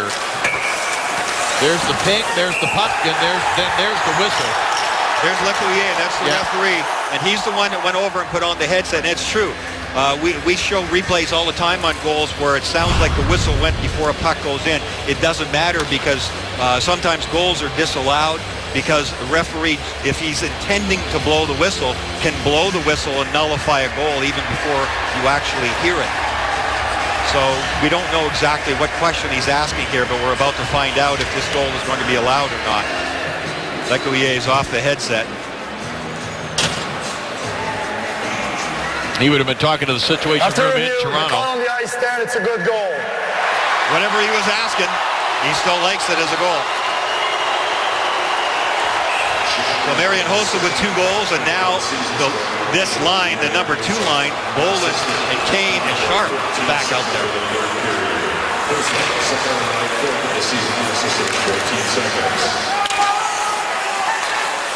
Unassisted goal for Hossa as this puck into the bench area and out of play. But you know, Brian, you and I were talking to Dave Tippett and asking what kind of a workload do you anticipate for Mike Smith, you know, in a 48-game season. And, you know, he kind of thought about it. He said, you know, I wouldn't be surprised if it's 40. But he did say there would be situations where, you know, if the game gets out of hand, especially in a back-to-back situation, you may see the goaltender getting replaced more often. But the Coyotes don't play again until Wednesday here against Columbus. So I wouldn't be surprised if they leave Smith in because they got to try to have him play through this, I would think. Yeah, that's a good point. Tippett brought up the Detroit Red Wings. We have an offside call here. He brought up the Red Wings yesterday. The Red Wings lost 6-0. They pulled their goaltender, Jimmy Howard, to give him a rest. And in this situation, because they don't play again for a couple of days, as you said, that's Jason LaBarbera sitting on the bench. It's kind of a fine line here. You don't want your number 1 guy, Mike Smith, to go over the edge. That was a bad goal, and he hasn't exactly been real sharp in this game. So, yeah, how much do you let him battle it out? Right. Or when do you pull him and, just get back to the ref back? If he was going to pull him and he was leaning that way, he would have pulled him right now. Yandel with a shot that's fought off by Emery. So the Coyotes down 5-2, which was the exact tally for the Chicago victory in Los Angeles yesterday. And here comes Stahlberg and Bickle again on the attack, but the Coyotes turn it back the other way. Vermette far side, and that goes off the stick of Doan, and it is offside. Well, the tempo continues to be high in this game, but it's certainly a little chopped up when it comes to the Phoenix Coyotes. They can't quite get anything going right now, and everything is going downhill and in the right direction for the Chicago Blackhawks. They just seem everything they touch turns to gold, and they've worked hard for it. Don't get me wrong. They've played extremely well for back-to-back games here on the road, and they play back-to-back games. Chicago does 12 times this year. That's tied with Detroit for number 1. Now Boyd Gordon gets it to the corner. Korpikoski to the front. It comes out to McCulloch. His shot is blocked. And here comes Brandon Saad now with a chance. Saad against a pretty good skater. Ekman Larsson got in for that scoring opportunity as the Hawks continue to buzz around the Coyotes net. You never know how fast the guy is till he gets a partial breakaway. That's when you see his best speed. Now Cage drops it back for Hossa. Hossa carries it up the wall. Dropped it back there for Rosabal, who was not quite ready for it. Yeah, that was like a bad handoff from the quarterback to the running back. Hossa had the puck go under the toe of his stick. That was a bad handoff.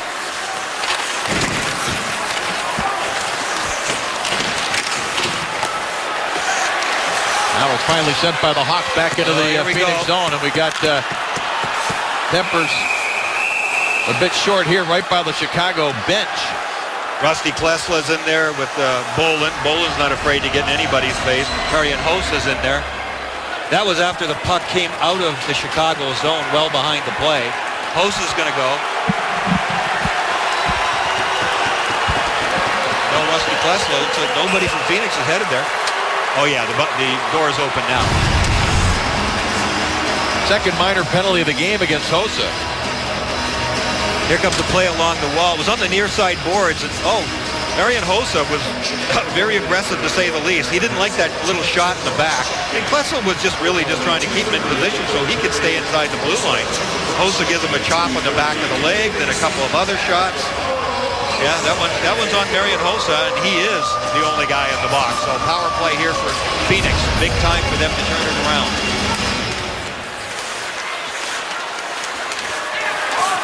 Third power play for the Coyotes, who are 0 for 2, and it's been largely because the Blackhawks have done a terrific job on the penalty kill. Last time Hossa was in the box, remember, he came out and got the breakaway that was stopped by Smith, but the continuation of that shift, he ended up scoring as it is driven by Seabrook all the way back down behind the Phoenix goal.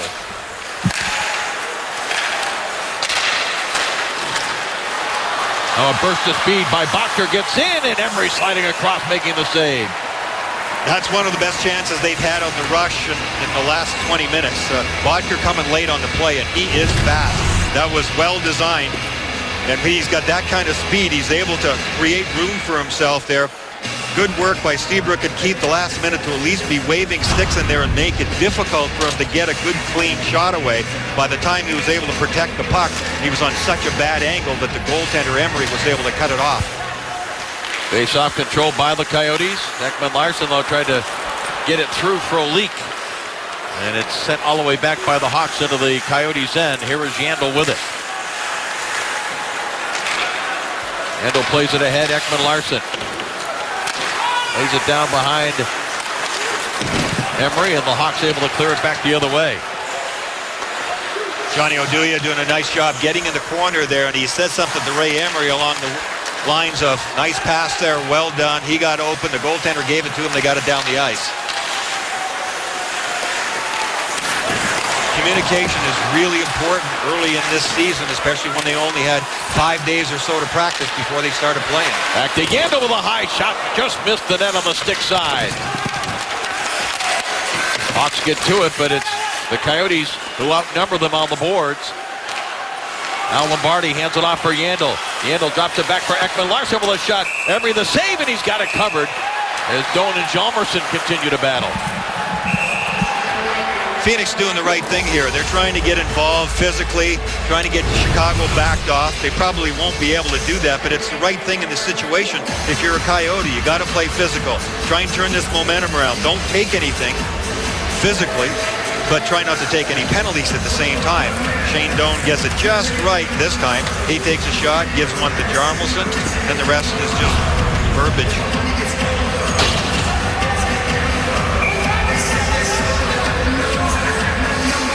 Down to 23 seconds in the Hossa penalty. Coyotes control the draw again. Schlemko, Verbata top of the circle, lets it go, but did he break the stick? Yes. Yeah, he did.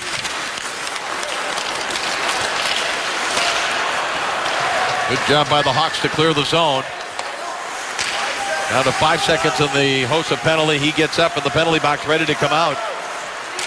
And the Chicago Blackhawks have a power play goal in this game and a perfect slate on the penalty kill as Emery makes the save. Rebound, score! Martin Hansel batted it out of the air.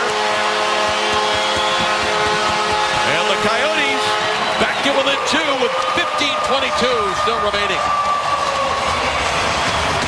Ray Emery just doesn't handle this one very well. He doesn't square up to the shooter. On the rush here, Phoenix is creating a lot more room for themselves.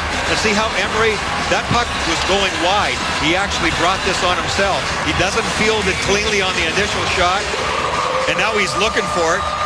Hansel's timing is perfect. Not much Duncan Keith can do there as a defender. He's in good body position, but Hansel is there to knock it out of the air and narrow the gap.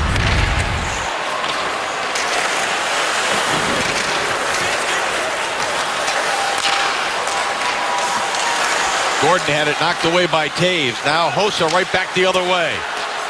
Backhands it toward Mike Smith. He was trying to time it perfectly for Jonathan Taves to arrive on the spot. Now Moss able to get it loose to Korpikoski. His shot deflected wide. Moss hits the side of the net. And the puck over the glass and out of play.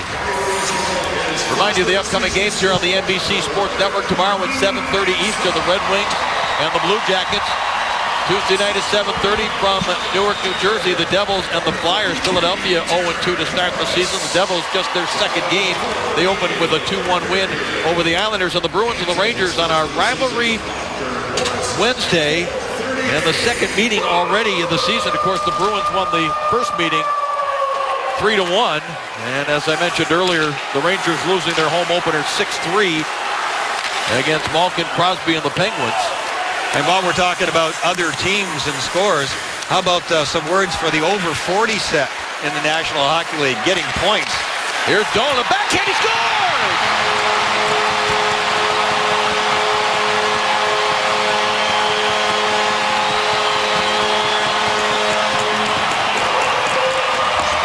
The captain comes through for him again. Chicago caught standing around, not moving very well, and Phoenix is really starting to pour it on. Good movement, good puck movement.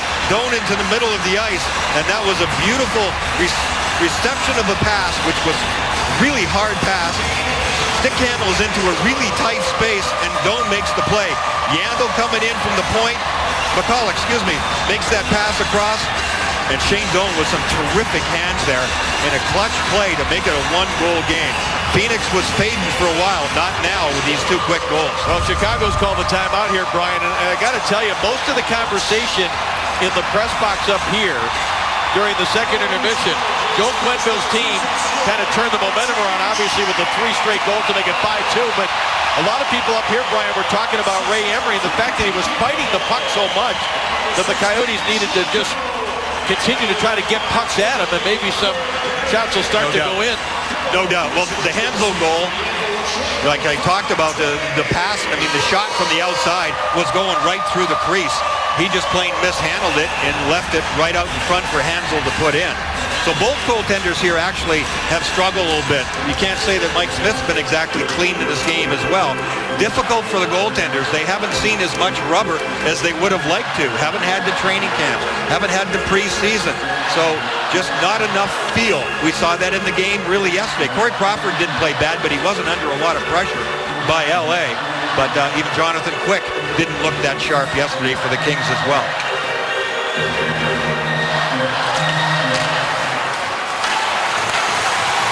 Well, the Hawks scored a couple of goals 50 seconds apart. Now the Coyotes have, and if it weren't for that stick for Hjalmarsson, there was going to be another good scoring opportunity for the Coyotes.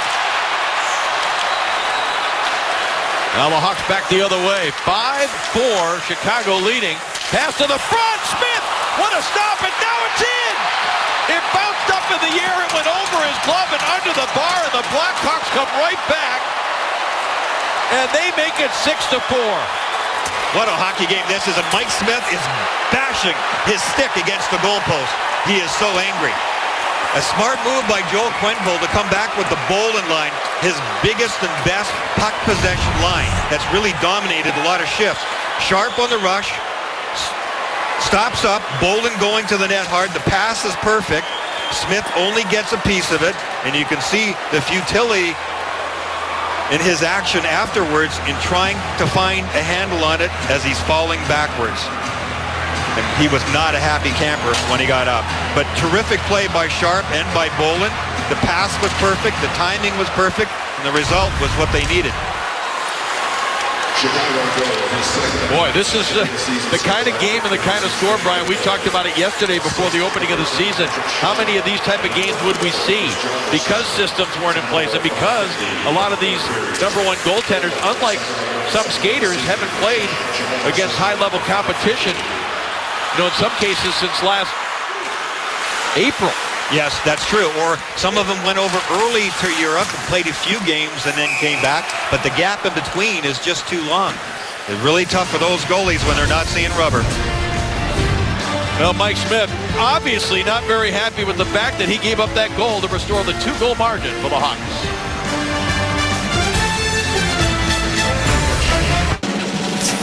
Life. The NHL is back on the NBC Sports Network.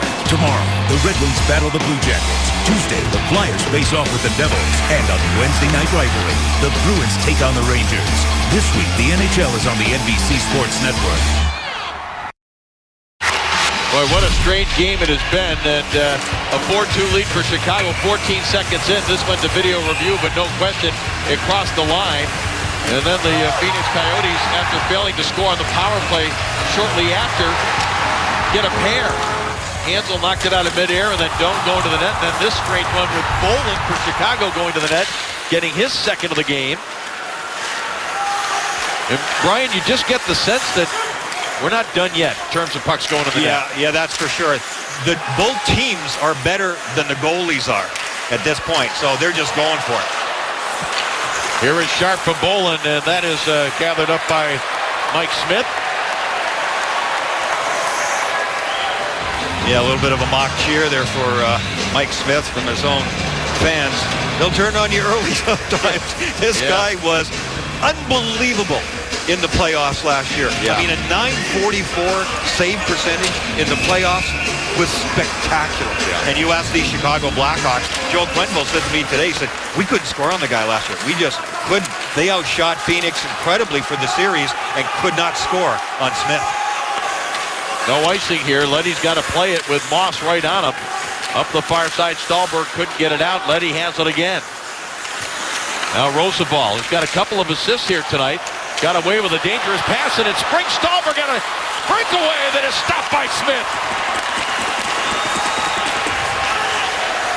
Now Bickle, and that goes for everybody all the way down the ice.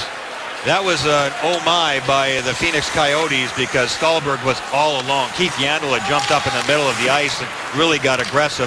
Nobody covered up for him. Nobody looked around for Stahlberg. I looked at the coaching staff on the Phoenix bench and they were covering their eyes like, really? Well, tomorrow is supposed to be a day off for them, but they may come and at least look at some video.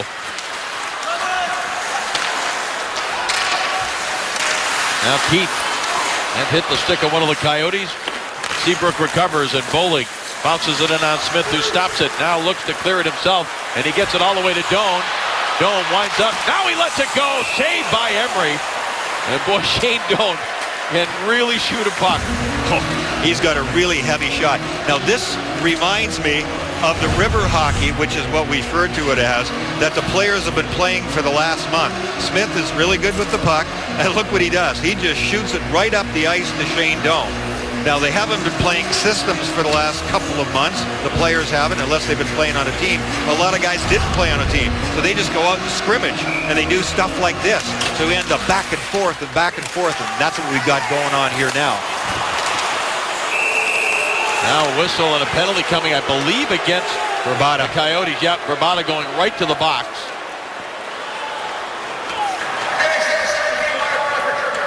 Tripping call against Radim Bravada. Boy, nothing will kill your momentum faster than putting the opposition on the power play. Even if you're fortunate enough to kill it off, it's 2 more minutes off the clock. Yeah, time's a big factor in this 2-goal game now, and you get Bolin and Kane out here with some net front presence and speed with Stahlberg. They're down the ice after the all-important face-off win by the short-handed Coyotes. Leddy pressured by Korpikoski. Patrick Sharp has dropped back on the point.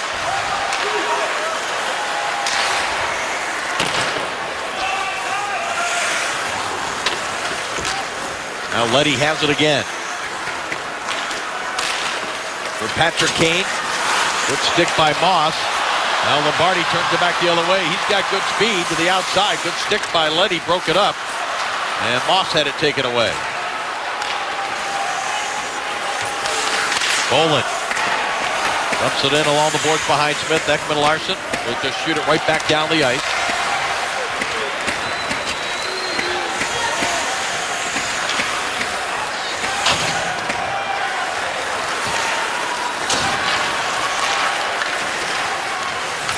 Now Keith, far side. Hossa puts on the brakes, drops it back to the line. Seabrook for Duncan Keith. Hammers one, blocked by McCulloch. He's done that a lot throughout his career, but made a living off it here in his first stint with the Phoenix Coyotes. Seabrook and Keith play on the power play a lot, and they don't switch sides very often. They stay on their proper sides. They don't go for the big one-timers.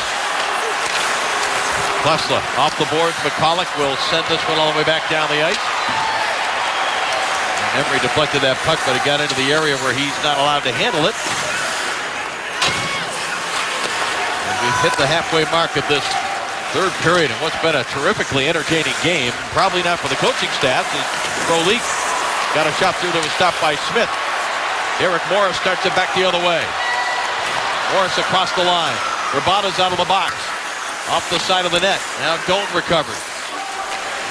Doan's pass deflects out to center ice, and Yandel is there to get it.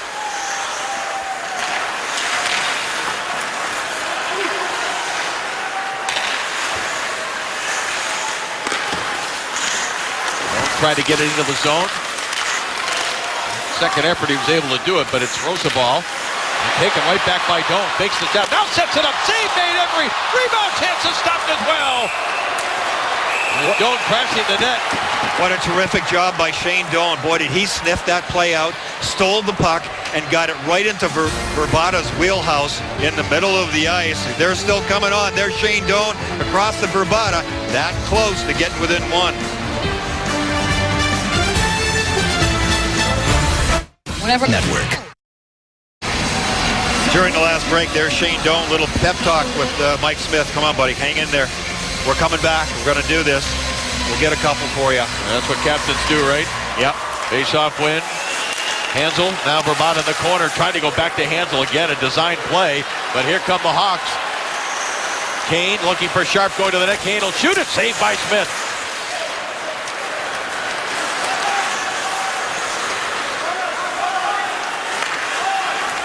You know that Shane Doan was saying something along the lines, don't worry that 6 have gone in. Just stop the rest of them and we'll make up the difference. Exactly.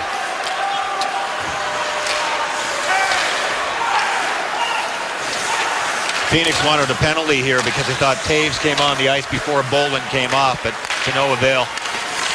Now Verbata being pressured there by Duncan Keith. Verbata knocked down the clearing attempt.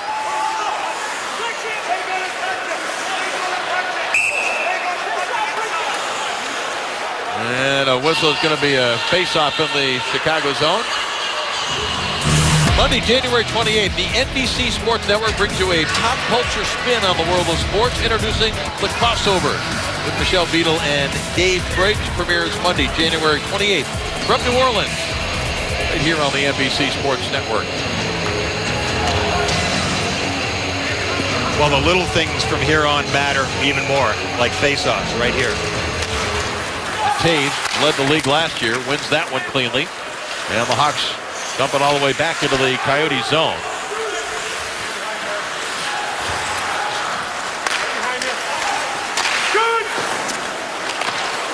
Emery knocks it aside with a blocker. Hossa slides it across now. Bickle for Shaw. Missed the net. Coyotes able to clear, but it's the Hawks who recover back in the neutral zone. Under 8 minutes remaining here in the third period. Smith moves it along. Ekman Larsson.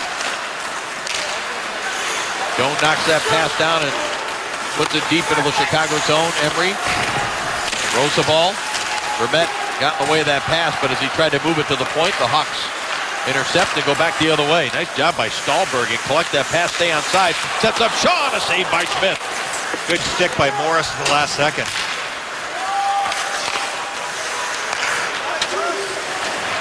Now Derek Morris with it. Across the line, sends it ahead for Moss. Moss takes it deep. Hawks get to it and clear it around. Derek Morris is there. Now Gordon sends it back to the front, hit the goal post. Deflected by Moss on the way through, and it hit the post. Orpikoski turned quickly and lost his footing. Some of the crowd wanted a penalty. But back the other way now comes Saad with a shot that is turned aside by Smith. We're at the Jobbing.com arena here in Glendale, Arizona. Glad you're with us on the NBC Sports Network.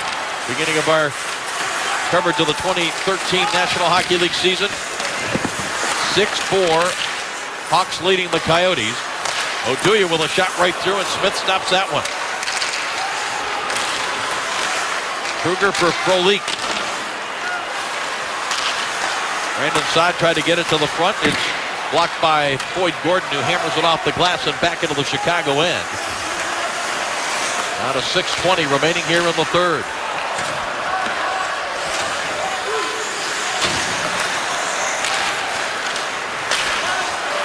That pass just got through to Bodker across the line. Hammers a shot that's blocked.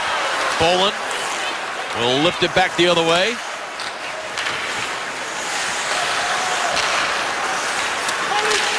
Hansel tried to slide it through to Bodker. Kane is there, but Derek Morris tipped it away at the last second. Back comes Bodker again. Hammers a shot right through, and Emery the save. 5:46 remaining in the third. Hawks still lead at 6-4. About the terrific story of the courageous Josh Harding, the goaltender of Minnesota, multiple sclerosis, winning a game tonight. Ray Emery, one of the great courageous stories for an athlete. I mentioned the same disease that cut short the terrific athletic career of Bo Jackson. Ray Emery a couple of years ago had surgery for avascular necrosis, and it just, if you Google it and just read what the surgery and the rehab involves, it is just incredible. They have to replace the dead bone in the hip with live bone from elsewhere in the body as this puck out of play. They actually took live bone from Ray Emery's femur and put it into his hip. And the surgery recovery is bad enough, but then to rehab to be able to get back to the level of athleticism that Ray Emery had before this diagnosis and to come back. I mean, some doctors called it 1,000,000 to 1. And of course, after his stint with Philadelphia, he had the surgery. Anaheim took a chance on him, and then he went to Chicago's camp, Ryan, back in the fall of 2011. And it was not certain that he was going to be able to play again at a high level in the National Hockey League. So another great courageous story from a goaltender in the National Hockey League. Yeah, no doubt. And those hips just take a pounding, too. You saw him there on camera for a second, just dropping down to his knees and getting back up. The thousands of times that the goaltenders do that in the course of a season in practice and, of course, in games. And just to stick with it, to recover from that is phenomenal. Under 5 minutes remaining here in the third period. 6-4. Hawks leading the Coyotes. Big hit by Ekman Larsson on Andrew Shaw. Now Lombardi gave it away to Shaw. Lombardi diving back. It's a mad scramble, and that puck just missed the stick of Stahlberger. He would have been right on the doorstep. Another turnover leads to a chance by Bickle that is stopped by Smith. Real good shift here for this Chicago line. Just spending time in the zone, yeah, getting some scoring chances for sure, but they're 200 feet away from their own net, too, and the clock's winding down. Finally, Doan has it back for the Coyotes, goes to Vermette. Vermette on the far side. And you know what? Let's see, is this going to be too many men on the ice, or was it away from the... No, it was the hit away from the play, Brian, on the near side. After Doan got rid of the puck, he collided with Oduya. I thought at first, because it looked like there was about 8 or 9 Coyotes on the ice when that pass went across. Yeah, absolutely. And I didn't get a real good look at it because I was counting the players here, too, and the line change right in front of me. There's Doan at the blue line, just holding his ground. That's, you know what, I don't like that call at all. Shane Doan is upset. I don't blame him. He's supposed to straddle the line. To me, he's entitled to his ice space. Yeah, as long as... just, you know, he's as strong as a tree trunk, so... You know, he's going to push somebody down. But you know what? On the other hand, Phoenix could have been called because they had 6 guys on the ice. Yeah. Except you'd rather have Shane Doan out there than in the box. So now we're down to under 4 minutes on the clock. After Kane angles it off the boards, it hit off the net. And it's sent back off the boards and into the Chicago zone. It's funny, that's I watched Patrick Kane. He went in, he wanted to bank that off the end wall, come out the other side of the net to Bolin, and he just looked down at the ice like, geez, I can't even get it off the right angle, off the end boards. Now Moss with some speed. He's got Ekman Larsson with him. Antoine Vermette was there as well, but the Hawks regained. A minute gone by in the Doan penalty, but another minute off the clock if you're the Chicago Blackhawks. That's your biggest ally right now, along with the 2-goal lead. Moss knocked it away from Hossa, who hustles back to recover. Hossa turns it back now into the Coyote zone. Saad, number 20, went to the front of the net. Now here is Taves, took it away. Taves centering pass. Saad was knocked down. Seabrook back at the right point. Sends it back in deep.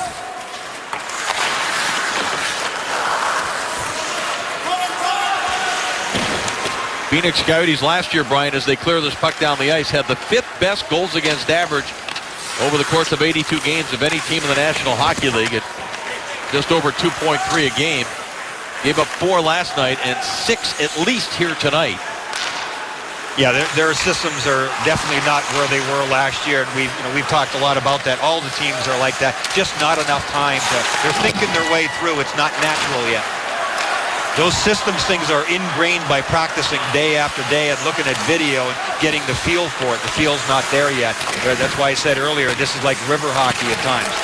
Going on the box, under 2 minutes remaining now. It's fun to watch, though, Dave. Oh, it is. Yeah, it is.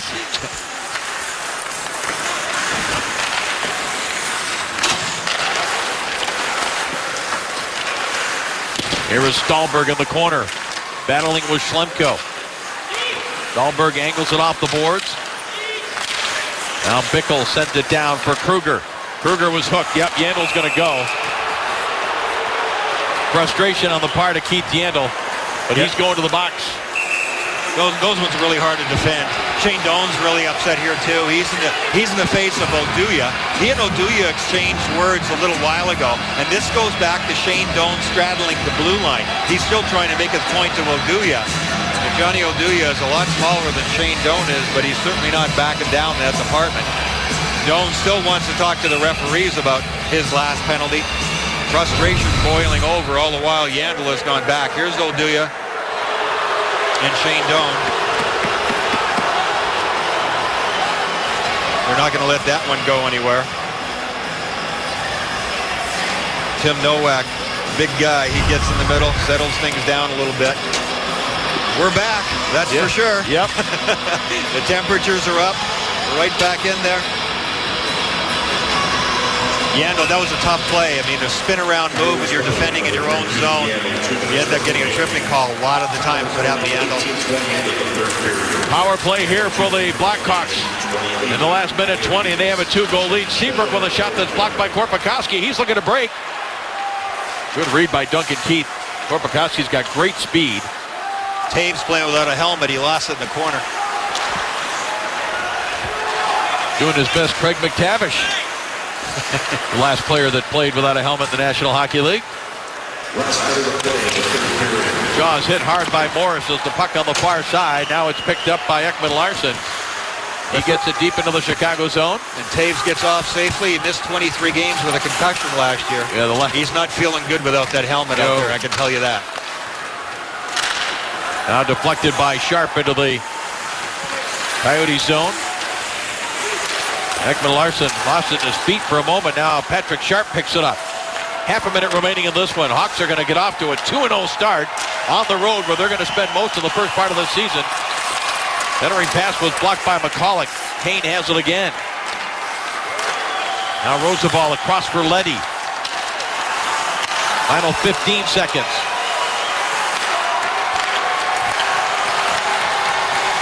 Sharp to the front. Smith. And where is it? He's got it underneath the blocker.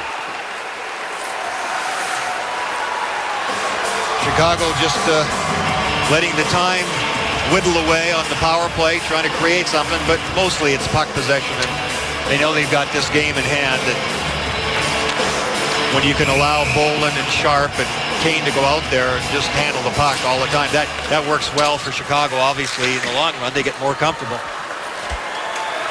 And that's going to do it. The Chicago Blackhawks score 5 in LA, and they back it up with 6 here in Glendale, Arizona against Mike Smith and the Coyotes.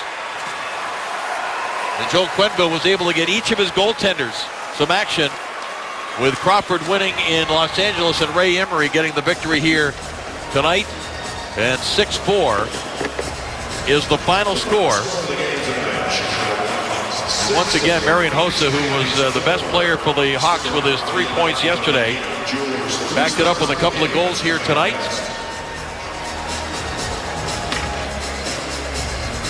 And Marian Hossa is standing by right now with Brian Engblom. Marian, this has got to be kind of a wild game out there. Did you expect it to get out of hand like this? That was like a river hockey game there at one point. Yeah, especially in this building, you're expecting low score, and today lots of goals. Obviously, that's a good thing for the fans, and we are glad we got 2 points. Were you able to put what happened to you in the past against this team in the back of your mind? It had no bearing on what happened to you when you played against these guys in the playoffs, or were you out? I mean, you got 2 goals again here tonight and played a stellar game.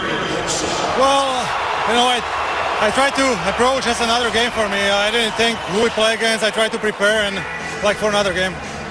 You've won 2 consecutive games now, back-to-back games. You guys played 10 out of your first 12 games on the road. This bodes pretty well for you guys getting together and getting your game together on the road here. Well, great start, obviously. We can be happy. I think our 5-on-5 game, we play well. We roll 4 lines, which is important from the beginning of the season because the conditioning is not great. Lots of guys didn't play many games, so we are glad we can roll 4 lines. Thanks a lot. Congratulations. Thank you very much. Dave.